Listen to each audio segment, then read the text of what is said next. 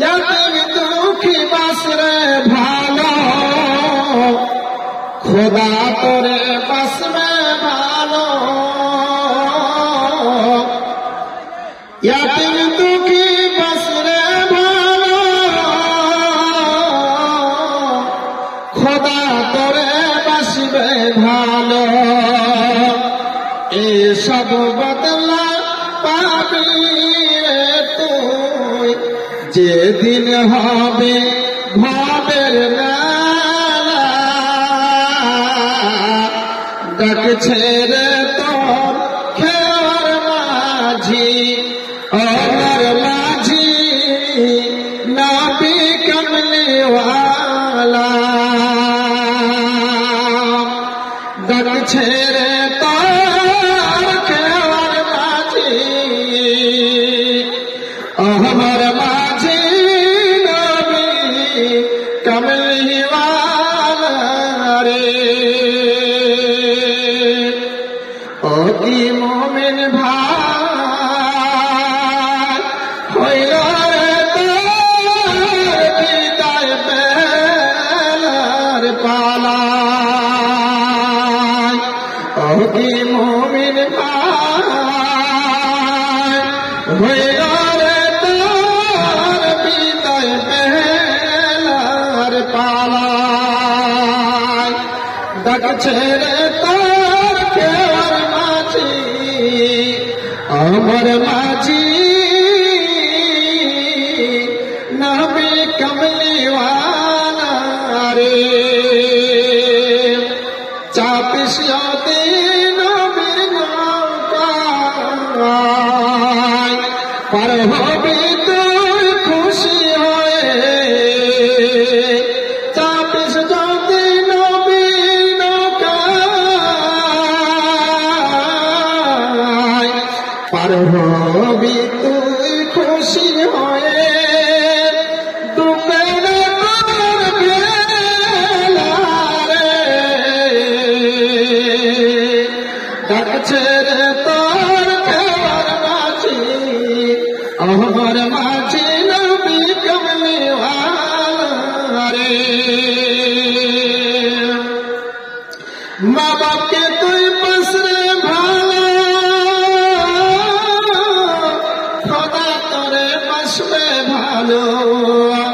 মা বাপকে তুই বসরে ভালো, খোদা তোরে বসবে ভালো। এসব তুই বদলা পাবি রে, যেদিন হবে হিসাব দেওয়ার পাহালা রে। ডাকছে রে তোর খেয়ার মাঝি, আমার মাঝি নবী কমলিওয়ালা রে। ভूखा के तुई खाना दे रे, प्यासा के पानी। भूखा के तुई खाना दे रे, प्यासा के पानी। ये सब तुई बदला पाबी रे, जे दिन भांगबे भवेर मेला। ডাকছে রে তোর খেয়ার মাঝি, আমার মাঝি নবী কমলিওয়ালা রে। মসজিদ মাদ্রাসাকে তুই বসরে ভালো, মসজিদ মাদ্রাসাকে তুই বসরে ভালো। খোদা তোরে বসবে ভালো, এসব তুই বদলা পাবি। ভবে যেদিন ভবে মেলা, ডাকছে রে তোর খেয়ার মাঝি, আমার মাঝি নবী কমলিওয়ালা রে। ভাইজান আমার বাপজানের আমার নবীর দৃশ্য দেখে বলতে নাই, সাহাবারা হাজির করে দিল। আপনাদের ওই কখনো আমার মনে রব্বুল আলামিন নবীর মুখ থেকে একদিন একটা কথা বেরোনোর সঙ্গে সঙ্গে হযরত ওমর ফারুক রাদিয়াল্লাহু তাআলা আনহু বলেন,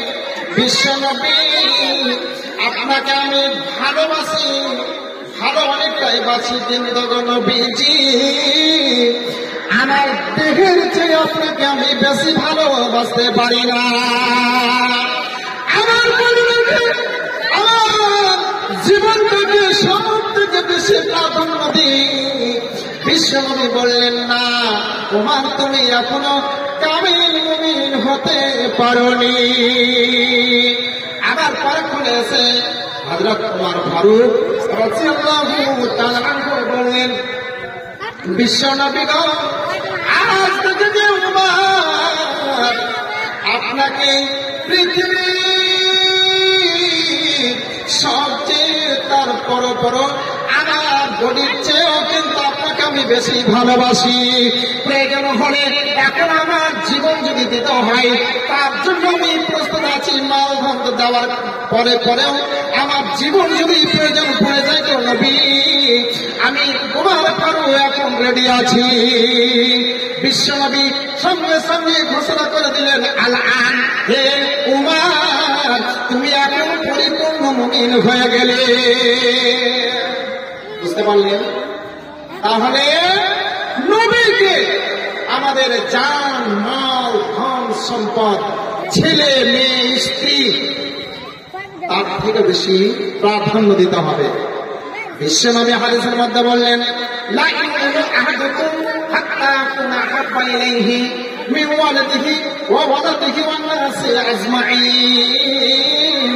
হে আমার সাহাবারা তোমরা শোনো তোমাদের কাছে আমি তোমরা অতক্ষণ পর্যন্ত কামিল সুন্দর ভালো পূর্ণ মুমিন হতে পারে না, পূর্ণ ইমানদার হতে পারে না যতক্ষণ পর্যন্ত তোমাদের কাছে তোমাদের আত্মীয় স্বজন ছেলে মেয়ে তোমার জীবন থেকে আমি তোমার কাছে বেশি প্রাধান্য না হয়, সব থেকে পছন্দীয় না হয়, আমার মহব্বত তোমার কাছে সবচেয়ে বেশি না হলে তুমি কামিল মুমিন হতে পারো না।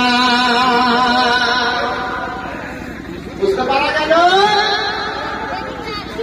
বিশ্বনবী একদিন মদিনার বুকে এশারের নামাজের পরে একটা ছোট্ট অ্যানাউন্স করলেন, হে আমার বন্ধুরা ভাই জানারা আমার বিশ্বনবী এই কথাটা বলতে বলতে বলেন একটাই কথা, কে আছো মদিনার বুকে যারা আমার এই কথাটা শোনা মাত্রই যেন দাঁড়িয়ে যাবে। আল্লাহ রাসূল বললেন কে আছো আমার জন্য বাহরাইনের নদীতে একজন বেঈমান আমার ইসলামকে নষ্ট করার জন্য তছনছ করার জন্য ইসলামকে মুছে দেওয়ার জন্য তারা ষড়যন্ত্র করছে। কে আছো বাহরাইনের নদীতে আমার এই পত্রটা নেওয়ার জন্য রেডি হবে। বাস নবীর প্রেমের পাগল। আচ্ছা যাই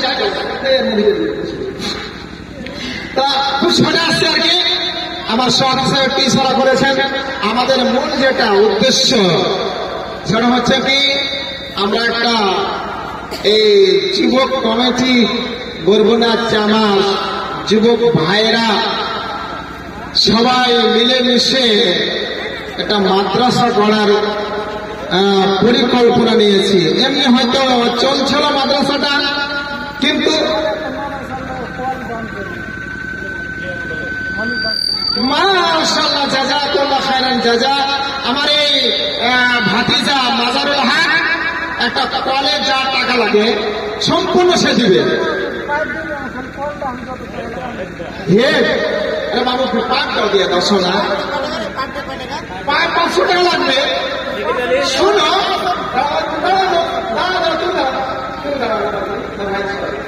আমি দেখছো না